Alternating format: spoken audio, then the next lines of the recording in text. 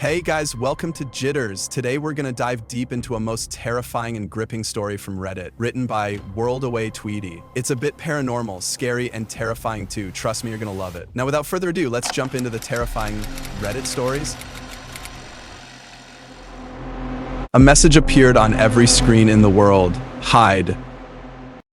I stared with confusion at my phone. The rest of the gang were all in on this Monopoly game. I swear to God, if you get free parking, I will literally kill your stupid face, said Evelyn. Ravi rolled the dice in his hands. Come on, sweet baby Jesus. I just need a 4. He dropped them onto the board. Fuck, he said, probably biffing it like always. I tried to make sense of it. Just a word on my screen. Black text on an all-white background. A rather classical-looking font. Hide. I tapped, rather impatiently, on the expensive black rectangle. The text wouldn't disappear. AJ, Evelyn called like a teacher busting a student. You're fucking addicted. Play board games like a normal human adult. Yeah, sorry. A few more desperate finger pecks at the screen, then I turned to holding the power button down for an extended period. With my free hand, I grabbed the dice, rolled a 3, landed on B&O Railroad. After 2 seconds of thought, nah, fuck railroads, I said. Of course, we weren't animals. If someone didn't want to buy a property, that was fine. No auctions or any of that nonsense. House rules. Back to the phone as Hero on my left took the cubes and prepared to drag his sorry little shoe across Go to collect his $200. A minute with the power button didn't do anything. We were entering factory reset territory. I contemplated borrowing Ravi's laptop to Google whatever the fuck this might have been. I felt the apartment rumble, albeit just for a split second, as if we were on the edge of an earthquake. I tensed, briefly. The background noise from the TV, no one wants this auto-playing on Netflix, disappeared, following the faint sound of the flicker of static. Ravi was the first to get up. He said, talking slowly as if not to jinx it. I don't think that was an earthquake. He examined the TV, confused at the outage. He checked the wires. Shouldn't be the breaker. I don't have that much stuff plugged in, do I? I grappled with the sad, likely hacked state of my phone, and that weird word staring me down. Damn, that's fucking weird, I heard Hero say, half laughing. Head lifted. What? I asked to catch Hero turning his phone to me. His home screen, too, had been replaced by black text atop white. Hide, Evelyn, as anti-technology as it comes, had properly clocked this reprieve as her time to quickly respond to long, outstanding texts. The fuck, she said? What is this? At my confused look resting scowl face, she flipped her phone around to show me the damage. It was the same on hers. I grew a bit nervous. Ravi, where's your phone? I asked him. I'm sure it's somewhere, he said, still tinkering with the TV. Likely not due to any of his troubleshooting, it flashed back to life, red power light at the base blinking steadily. A simple message now appeared on the big screen. Hide? Ravi asked, grabbing the remote and pressing buttons to switch back to Netflix. But nothing was registering. Dude, I said. He turned around. I showed him my phone. Hero and Evelyn showed theirs. He looked back at the TV, then at us again. Wait, how is that possible? Is that like an Amber Alert? Hero asked. I mean, I guess, but that's a push notification. This is like completely overtaking the screen. Ravi's brows furrowed. On different hardware, too. A hack? I asked. He shrugged. That's kind of a weird hack, no? Government experiment? Hero again. A thought came over me. I walked to the balcony, slid the door open, stepped out onto it. Eye of Sauron, the city, from Ravi's 14th floor apartment. In the neighboring apartment towers, most of the units had blinds down, curtains closed. The few unshuttered, however, I felt like that guy from Rear Window, contained strangers staring perplexed at their phones, at their computers. The sides of bolted-to-the-wall TVs, barely visible to me, displayed the same white background with text atop it. What I was seeing, everyone else was seeing. The others joined me on the balcony. Whatever it is, it's at least hit this block, I said. I looked down at the city streets, most of the people below, caught in a similar holding pattern of standing frozen, heads fixed to their devices. I guess we don't have anything to call the cops with, Hero. I'm sure they're aware. Me, Maybe wait it out until they fix it? Ravi? I nodded. And yet I could tell Evelyn was a bit perturbed, forcing magnetic thoughts to imbue her silence with weight. Thoughts? I asked her. I mean, should we do it? She asked. Do what? Ravi, hide. Her again. Hide where? Ravi again. I don't know, she said. I mean, we're already in my apartment. I'm sure that's good enough, right? He said. A pause. Let's not lose our heads, Ravi continued. This is nuts, but it's not like literally hide, right? Hiro clicked his fingers. What if it's viral marketing? Like for a movie? Hiro with the necessary but unintentional levity. In our phones so we can't use them? I don't know if that's in Lionsgate's purview, man, I said. Then, head turned to Evelyn. But hide? The flicker in her eyes more than meant that she'd sided with the light bulb in her head. She returned to the inside and got to exploring Ravi's apartment carefully. What are you doing? Ravi asked, trailing. Hiro and I followed. I don't care if I look stupid, it could be a warning, maybe something is happening, she said. We're in a box, basically, said Ravi. We're fine, Ev. But the fucking thing, she motioned to the TV, then to her own phone, says hide. Maybe it's that literal. She continued scouting, finally settling on the sliding closet in Ravi's room, the best she could come up with in his 600 square foot quarter. I'll do here unless you think there's better. Evelyn, Ravi stressed. She shuffled in, past hung garments, scooching to the end to make space. I'm gonna close the door soon, and if you're all really my friends, you'll join me. Awkward silence until Hiro chimed first. I mean, guess it's good to be safe, right? He went for it, second-guessed for a second, then committed to entering. You guys get the luxury of laughing at me forever if I'm dumb. Win-win, she called while Hiro wedged in beside her. A compelling argument, certainly. Begrudgingly, I followed, tucking in next under Ravi's dress clothes. There was still room for him inside his own closet, and he brought his things to wherever he wanted them to be. Ravi asked how things went with me, and I explained I had some more. Fucking hell, he caved, joining last, sliding the door closed to introduce darkness. I went back to my phone, still that classical font, still that mandate. How long do we have to stay in here? Ravi asked. 5 minutes, she said. Yes, he tagged, and then we sat in stillness for a while. Distant tick-tick-ticks of the clock in the living room bringing down the blood pressure a tad. It all felt silly, kind of fun. Remember when we went camping at Sunlight Groves? Hiro asked. Glamping, Ravi clarified. Ev thought she saw a bear. Hiro laughed. Huh. A bear and its cub. It was dark. It fucking looked like bears, she said, half laughing herself. I heard noises too. Bears at Sunlight Groves, he said again. Saddest patch of trees in America. Guys, shut up. We're here, so let's commit to the bit. Before the conjuring doll gets us, said Ravi, surprisingly not bitterly. We kept our trap zipped for another minute, eyes at my phone again. Hide-one-sensical, all of it really, but in a way that was starting to sit more and more uncomfortably for me. What do you think it is? Hiro whispered. I shook my head, Evelyn with a light shrug, Ravi with a deep inhale before speaking. I mean, obviously sophisticated, he said, voice low, like it's obviously something. I waved my phone. My bank is on this, and it's bricked now, basically. I'm fucked. They'll figure something out, said Ravi. Powerful knocks at his apartment door all of a sudden. Thundering, hey! A voice called, muffled through the walls. Ravi, you there? Evelyn braced. Who is that? A skinwalker, obviously, replied Ravi. Kidding? My neighbor Monica. Evelyn reached across me and Hiro to tug at Ravi's sleeve. Are you positive? Yes, and I should probably get it. You said 5 minutes, she said. Yeah, but I'm being a pretty trash neighbor right now, he replied. The knocking persisted. So did the words.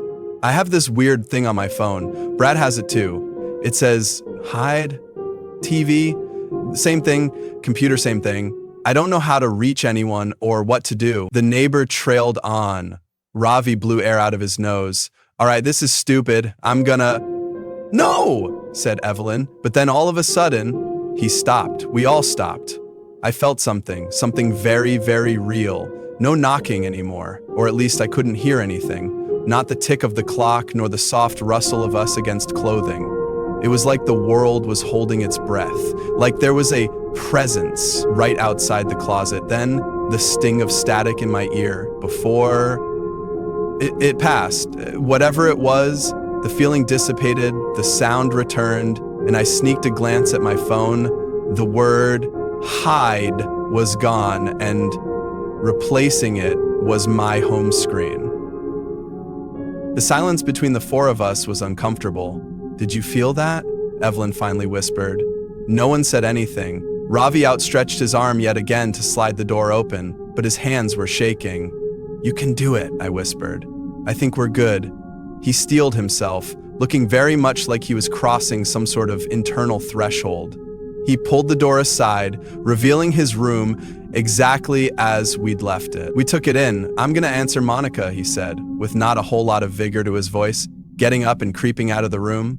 The rest of us followed, stopping in the living room while he continued to the door. I went to Twitter, searched hide, and sorted by new. Evelyn, meanwhile, grabbed the remote from the stand and turned the TV, now high-less, on, and maneuvered through the Roku channels. "What are you looking for?" Hero asked. "Just, like, a live channel, I guess," she replied. "The news?" My scrolling wasn't yielding anything of help or insight, though it was clear, via the confused posts from seemingly around the whole world, that the scope of whatever happened was global. My focus shifted to Ravi, who was standing on the welcome mat, eye pressed against the door's peephole. He hadn't moved in quite some time. "Everything all right, man?" I asked. He didn't reply, just stood there, frozen. I approached slowly. I heard him croak. I reached him, patting him on the shoulders and urging him to detach from the door viewer. He finally did, leaning against the wall at first before slowly sliding to a seat on the floor. I peered into the hallway through the hole. Outside, his neighbor, the one knocking, looked like she'd been skewered, decimated, an explosion of blood in the hallway. "What?" I felt a buzz on my phone. I pulled it out. Again! Before I could even process, I heard Ravi and Evelyn react. "There's another one! It says again now!" I turned to see the foreboding word on the TV. "Fuck, huh? So, we should hide again?" Hero called, much like Ravi. I was shell-shocked. "AJ, what do you think we should do?" he repeated. "Evelyn," I said, trying to force the words out of my mouth. "You had good instincts the first time." What do you think?" "How much time do you think we have?" she asked. How much time passed between when I first saw the word high day and when we felt that presence in the closet? "It might have been 10 minutes, I heard Ravi mutter, almost lifeless. "I don't." Then Evelyn interrupted herself. "Wait, what did you just see outside?" She started approaching the door. I stopped her. "I don't think it'll be good for you to see it." Are you serious?" she responded. "Yes," I said, immediately realizing that lying might have been smarter. "We can't assume we have the same amount of time," Ravi added. I went with my pitch. "Do we try the same spot?" Hero started pacing, thinking, tapping his foot. If we think about it, it said hide, and we hid. Now it's saying again, and obviously that means that whatever happened is gonna... He gave us a look as if he could see, in our drained expressions, what was waiting on the other side of the door. "That's a great recap, man," I said. "What I mean," he said, struggling, "is that when you'd play, as a kid, if you kept picking the same spot over and over, eventually it'd catch up to you." "Are we really trying to apply some sort of logic to this?" Ravi mumbled. Evelyn fortified herself.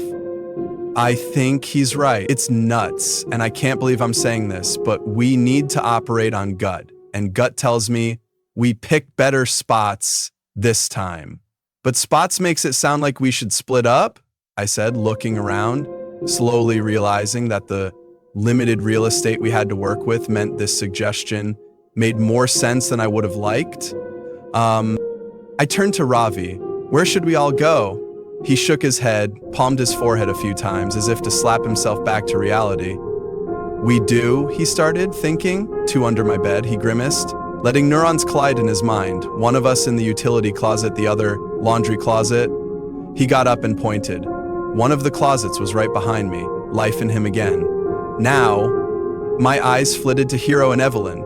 who ran into the bedroom. Ravi gave me a nod before entering the laundry closet and awkwardly squeezing in with the washer and dryer, closing his door. I entered the utility closet and closed mine. Rather, I tried to. The door wasn't clicking shut. "Fuck," I said. "Ravi, the door, it's not..." But then I fought the urge to say anything more. If time was up, I'd compromise my spot, hell, compromise his spot too if I kept talking. I tried a few more times to get it to close, then I committed, terrified out of my mind, to gripping the handle and holding the door shut.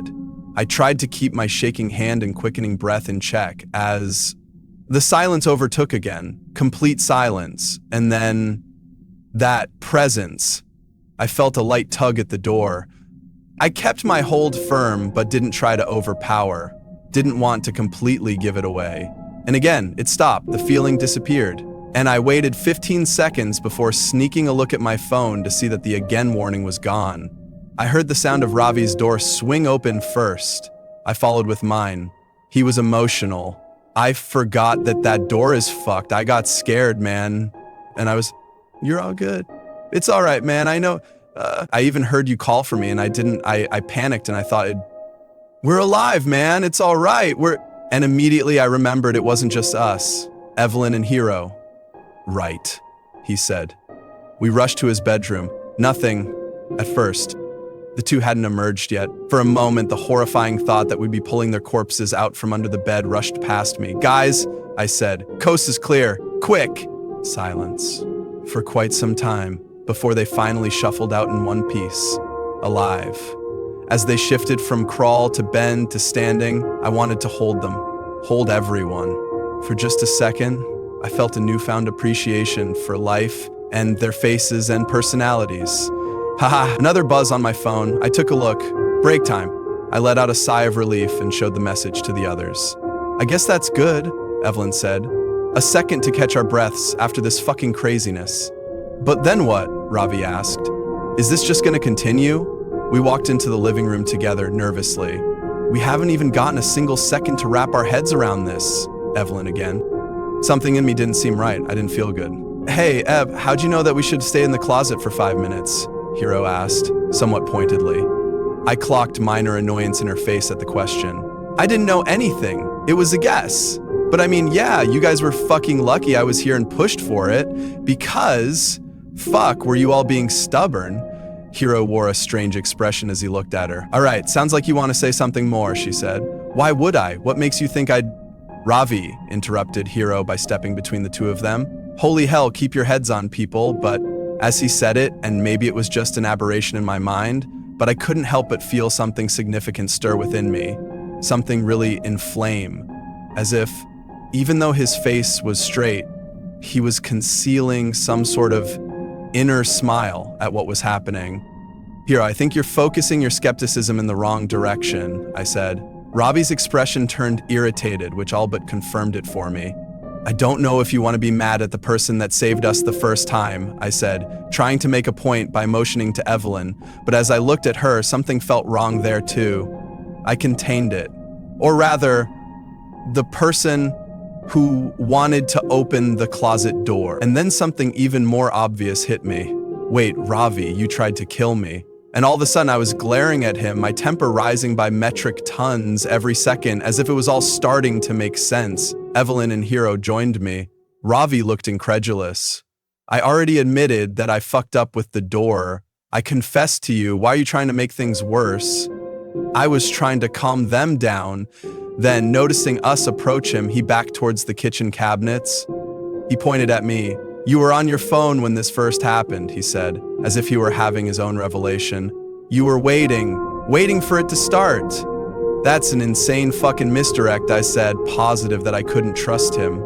But as my eyes turned to Evelyn and Hero, I realized I couldn't trust them either, couldn't trust anyone. Still, Ravi absolutely needed to be the first to go, the first to be disposed of. Oh, he grabbed a knife from the cupboard and held it out at us, and only the smallest thought in the back of my mind was telling me that we were being toyed with, that it was so incredibly obvious that whatever this was, it had a handle on us. But unfortunately, that understanding was academic for me at best, as I kept finding string after string of thoughts and emotions connecting. Everything adding up, the logic sound. My emotions inflamed. Break time, Evelyn said. It's breaking us. Of course she would know that, though, if she were in on it. We all looked at her. I watched for sudden movements from any of these traitors, these bastards. Even a millimeter shift wouldn't get past me. It's overriding us. It's flooding us with anger that isn't ours, and real as it feels. She faced her phone at us, beckoning us to read it clearly. Break time. We can't fall to it, and that small, grounded part of me took over, even though I was sure with everything in my soul that she, Ravi, and Hero were the source of everything that was happening.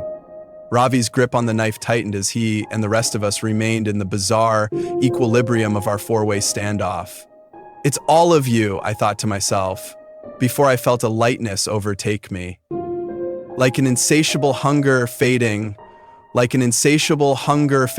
or extreme fear dissipating when you realize that noise in the other room wasn't a person, but rather something knocking over. My feelings of unrest and paranoia were gone. My phone screen once again returned to its default background. It was hard to describe how I felt now. Lucidity, shame. I looked at Ravi sadly. His head hung low as he put the knife back in its place. Hero turned to Evelyn first. I'm sorry, he said, then to Ravi. Sorry guys, Ravi. I'm sorry. Me. You're welcome, assholes, Evelyn. We deserved that. That was fucking insane, Ravi said. Like a fucked up roller coaster ride, said Evelyn.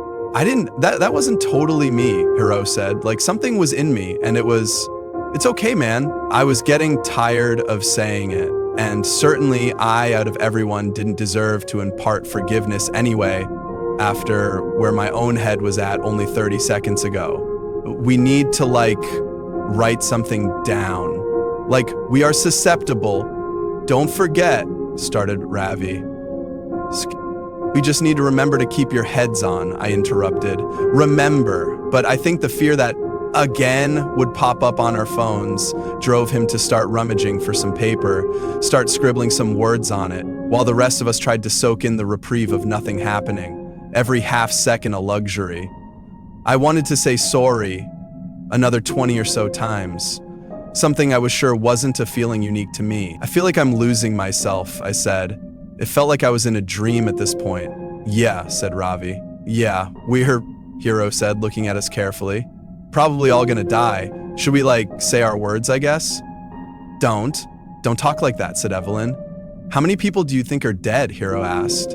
I went to the TV, temporarily free yet again from 1 or 2 word mandates, turned it on, toggled through the homepage until I found the live stream of a soccer game. One fixed camera angle, everyone in the stadium torn apart, players on the field within frame, eviscerated. I returned to the homepage, navigating in an attempt to find a different live program. I clicked on what appeared to be a news channel I hadn't heard of before. The sight of an empty desk appeared. Wires leading under the desk made me think that perhaps the anchor was hiding under it. We are trying to report, he said, knowing that the signal is going to cut out. I've survived so far, survived whatever exactly this might be, but the carnage from footage I've seen is... I strongly recommend. The broadcast was interrupted by the new word, seek, again in classical lettering, and the screen cracked, then shattered with a loud pop, sending bits of glass onto the floor, as did the screen on my phone that I'd placed on the coffee table, as did the phones in Evelyn and Hero's hands too, reactively dropped on the floor by the pair, a weak bounce before settling. I panicked. Seek! I said desperately, trying to jolt my brain to the task. Maybe something out of place, Evelyn said. What if we have to find what's killing everyone, said Hero. I started, but I couldn't even muster up a close to the sentence. I ran to the balcony outside to see if there was something obvious to look for in the sky, in the city. What I spotted on the neighboring high-rises was blood-stained curtains, unrecognizable bodies where blinds were lifted, and as my eyes darted from spot to spot, a lead, a small TV in one of the apartments. The screen looked unbroken. A word on it I couldn't make out. 5 letters was the best I could do. It's the screens, I said. We need to find a screen that still works. I ran back into the living room. Does anyone have binoculars? They all looked at me. Why the fuck would anyone have binoculars? Ravi asked. There's a screen, I think, in one of the other apartment buildings. It's working, there's a word, but I can't see it. We need to find another one. I don't know. I ran into Ravi's office. Computer screen broken. Fuck. Grabbed his laptop, shattered. Nope. I nervously tapped my chest with the fingertips of both of my hands while the rest desperately searched for something viable too. Did I have to run to the other apartment? Would there even be enough time? How would I even get in? And then, like a bolt of the blue, it hit me. Ravi, where's your phone? His voice was a little confused. I don't know, man, I lose it all the time. Find it. Good.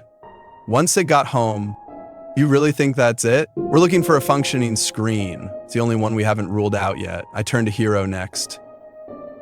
Check out the other apartments on this floor. See if any of the doors are unlocked. If they are, go inside, check everything. Phones, laptops, TVs, doesn't matter. See if there's a message intact on any of them. On it, he said, rushing to the door, opening it, freaking out at the body in front of it, nearly tripping, then composing himself and rushing into the hallway as the door closed behind him. We tore apart Ravi's apartment next, couch cushions. Where do you usually lose it? I asked. My head peeked under the bed, peeked into counters alongside Evelyn desperately. I don't, man, he answered. It's stupid, but sometimes I literally just chuck it across the room. Helpful. Supremely helpful. In the bathroom, I looked in the medicine cabinet, then back into his room, to his closet, checking the pockets of all of his pants. I started to feel the inevitable looming. This was the one that was going to kill us, wasn't it? Love you guys. I heard Evelyn say almost under her breath, like she could feel it too. No tangible ticker counting down, but a feeling in my chest. A train closing in, with us tied to the tracks. Ravi running to the TV stand, looking behind, then under books, under shelves. And I was back in the living room again. Sure, there was nothing left. My eyes lowering to the painful game we'd started our deadly evening with. Monopoly. Specifically to the messy pile of 50-ish, 20-ish, and 10 on RV's side of the board. I knew his etiquette for swapping some of them out for hundreds was quite poor. The cash stacked high, which made sense. He was crushing all game. And yet I crouched and did an even more aggressive sweep of the spot that we'd started our desperate search at to discover his preserved Samsung Galaxy A35 underneath the fake money, with a new word to greet me: smile. And it really did feel like time was up this time. I found it. You have to smile, I screamed like a goddamn auctioneer. Evelyn turned first from her spot in the kitchen. What? I ripped the phone from the ground and held up the message to her. Smile. She mirrored my uncomfortable expression, all teeth, feigned happiness, as did Ravi as he bolted out of the room before even seeing the message on the phone or my intense eyes. Pyro threw open the door. Couldn't find anything, I'm sorry, he screamed. He saw our wide, smiling faces and our eyes screaming at him to get the hint as I tried to mouth the word while keeping my pose. But instead, it sounded like smach. Amacham. And yet, despite the confusing sight, with the luckiest stroke in the world, he copied and showed me those pearly whites. I retained my beaming smile, feeling a tear of fear travel down my cheek, my eyes glued to Ravi's phone in my hand, hoping and praying that we wouldn't all get torn apart, and the word disappeared. I showed the group the proof, and one by one, our cheery expressions dropped to our default nervous frowns. And the resting scowl face restored, a collective exhale. I can't fucking do this, said Ravi. I know, Evelyn added. And unlike some of the gaps we'd been afforded in the past, I already spotted a new message on the single, remaining functional phone left in my right hand, point to sacrifice. I could feel the group's eyes on me. I couldn't hide the misery. What? Ravi asked. Point to sacrifice, I said, barely legible. AJ? Evelyn asked. I tilted the phone so they could read it. I couldn't say the words any louder. My body wouldn't let me. Underneath the words, a timer had been running, one that was already down to 145, 144, 143 by the time I flashed them the phone. And yet still, all of us needed more seconds to let it settle. I felt defeated, truly, this time. All right, said Ravi, cutting through the holding pattern. So what? We talk it through with the time we have left? Maybe we all agree on someone to point at? I mean, hey, fuck knows what I have to live for. Pyro next. My family, mom, dad, siblings, I wasn't even thinking of them this whole time. They're all probably dead. Yeah, I interrupted, his words hitting me immediately and curbing any remaining social etiquette I had left.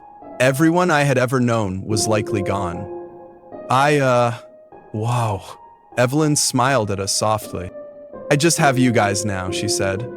So, yeah, fuck this, she said, immediately pointing to herself, almost causing me to die right there in fear. She'd be torn apart immediately, but the counter was still ticking down. I flipped the board on this bullshit, she said without wavering. 112, 111, 110, Hero pointed to himself. Fuck it, yeah.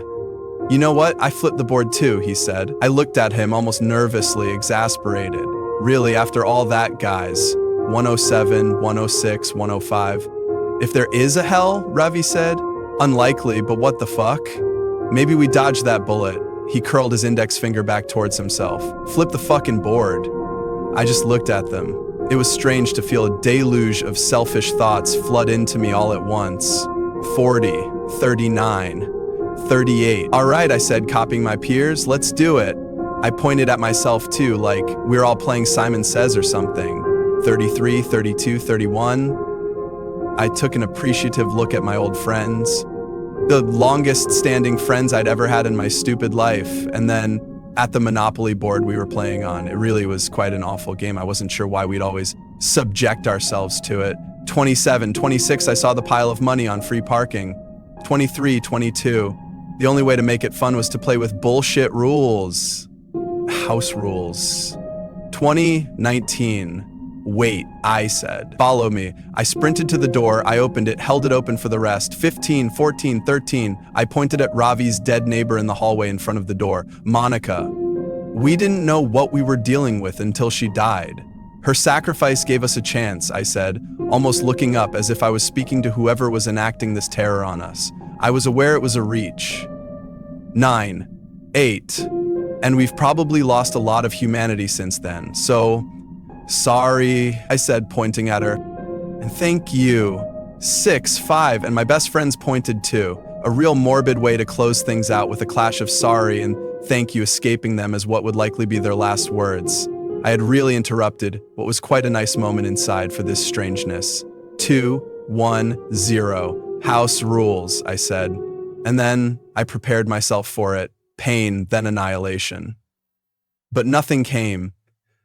And instead, Ravi's phone in my hand just read, "Good game," before defaulting to Ravi's homepage picture, a Borzoi. He didn't even own one, he was just obsessed with that breed of dog.